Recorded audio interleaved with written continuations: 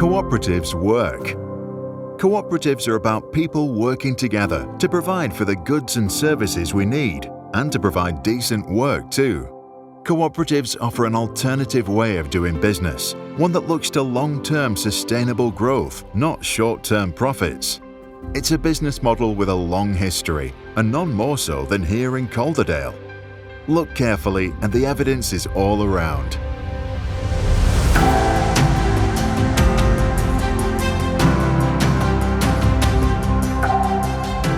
Our part of Yorkshire was built on hard work, self-help and community spirit, and the cooperative movement played a major part in all of our communities. At the Nutclough Mill in Hebden Bridge, over 300 women and men earned their living in a worker-run cooperative mill led by Joseph Greenwood, a fustian cutter of very humble origins. The Nutclough was a really well-known business in the 19th century and early 20th century. Nationally famous, almost internationally well-known too. And what happened here in the mill behind me was a fantastic example of cooperation in practice, of working people running their own textile mill. Over 300 people got their employment here, decent working conditions and a share of the profits. And I think it's interesting that the first branch of the Women's Cooperative Guild in the country was here in Hebden Bridge.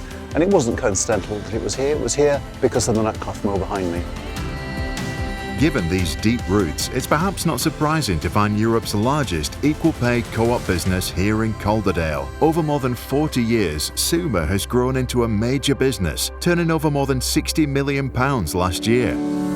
So Suma's the largest equal pay worker co-op in Europe. We've been around since 1977, we're as old as punk, and some would say more successful. So we've got over 200 members of our co-op. They're all paid the same, and all those members participate in decisions about how Suma's run. It's about sharing out the wealth that we make between all the people that create it. I think more businesses could do with being organised in a similar fashion, frankly. You know, you have more power collectively than you ever would on your own. We at Suma really believe that we do better together as well. Somehow it's appropriate that Midgley's community shop is in the very building once occupied by the original Midgley Co-op Society. We started many years back. We lost the church and we lost the pub in the village, and there wasn't anything that brought people together. And so a group of people thought it would be a good idea if we could have more of a community feel. We managed to get funds together to actually own a building. What we have now is a shop and the community room which holds events. This morning is a coffee morning, which is a weekly thing. Hiya. Good morning. There's one of the people arriving. We try our best to buy local. We use as many local suppliers as we can. Midgley Cooperative started in 1865, and basically the cooperative tradition, which is for the people, and we continue it. I'm done now, aren't I? I'm done now. And down the valley in Hebden Bridge, Valley Organics also meets local shopping needs. Welcome to Valley Organics. We are a whole food shop selling organic fruit and veg and household products and food. We have a mission to provide stuff that's local, organic and ethical.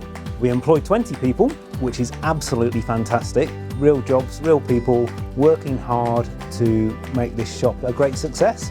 Any profit we make here goes back to the workers, trying to change the world one customer at a time. It's brilliant. The Fox and Goose pub in Hebden Bridge is a cooperatively owned pub saved from closure by the local community. Welcome to the Fox and Goose. It's the first community cooperative pub in West Yorkshire. The reason we set up was because the pub was at risk of closing and just regular, normal people wanted to get together and keep the pub open. Initially we had just under 250 shareholder members who actually invested as much or as little as they felt they could invest in the pub, and that enabled us to buy it outright. Members and customers feel part of the pub because it's their pub. They want it to succeed, and it's a sustainable business model because of that. The Puzzle Inn in Sorby Bridge is another local pub brought back to life as a co-op. Welcome to the Puzzle Hall Inn, Sorby Bridge. We're a community pub and we built the place up from derelict basically several years ago. A like-minded group of people sort of put our names together and decided we would try and buy it. were able to put together a crowdfunding campaign.